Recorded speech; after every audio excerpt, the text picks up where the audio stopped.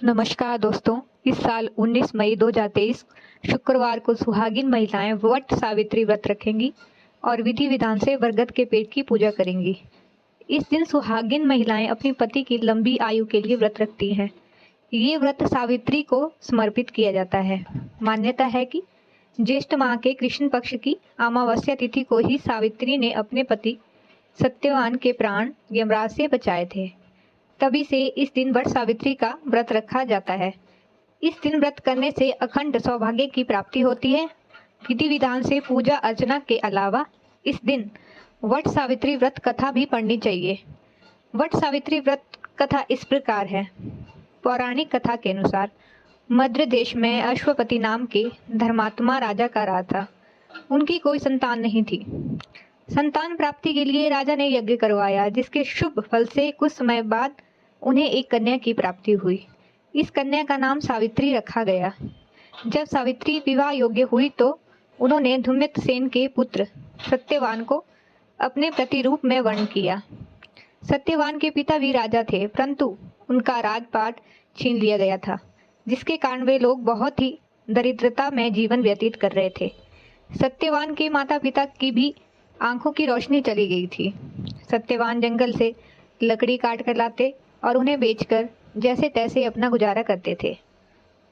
जब सावित्री और सत्यवान के विवाह की बात चली, तब नारद मुनि ने सावित्री के पिता राजा अश्वपति को बताया कि सत्यवान अल्पायु है और विवाह के 1 वर्ष पश्चात ही उसकी मृत्यु हो जाएगी।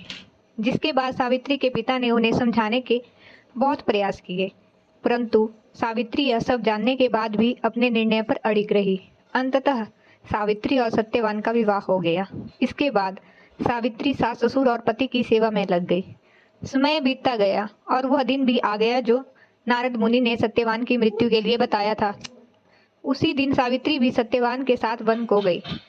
वन में सत्यवान लकड़ी काटने के लिए जैसे ही पेड़ पर चढ़ने लगा कि उसके सिर पर असहनीय पीड़ा होने लगी।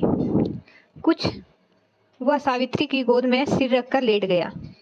कुछ ही समय में उसके समक्ष अनेक दूतों के साथ स्वयं यमराज खड़े हो गए थे। यमराज सत्यवान की आत्मा को लेकर दक्षिण दिशा की ओर चलने लगे। पतिव्रता सावित्री भी उनके पीछे चलने लगी। आगे जाकर यमराज ने सावित्री से कहा, हे पतिव्रता नारी, जहाँ तक मनुष्य साथ दे सकता है तुमने अपने पति का साथ दे दिया, अब तुम लौट जाओ। इस पर सावित्री ने कहा, जहाँ तक मेरे पति जाएंगे वहाँ तक मुझे जाना चाहिए, यही सनातन सत्य है। यमराज सावित्री की वाणी सुनकर बहुत प्रसन्न हुए और उन्होंने 3 वर मांगने को कहा। तो सावित्री ने कहा, मेरे सास ससुर अंधे हैं, उन्हें नेत्र दे दीजिए। यमराज ने तथास्तु कहकर उसे लौटा जाने को कहा और आगे बढ़ने लगे, किंतु सावित्री यम के पीछे ही चलती रही। यमराज ने प्रसन्न होकर पुनः वर मांगने को कहा। सावित्री ने वर मांगा, मेरे ससुर का खोया हुआ राज्य उन्हें वापस मिल जाए।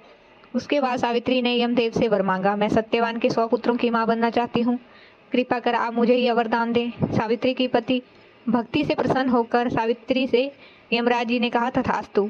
जिसके बाद सावित्री ने कहा कि मेरे पति के प्राण तो आप लेकर जा रहे हैं, तो आपके पुत्र प्राप्ति का वरदान कैसे पूर्ण होगा।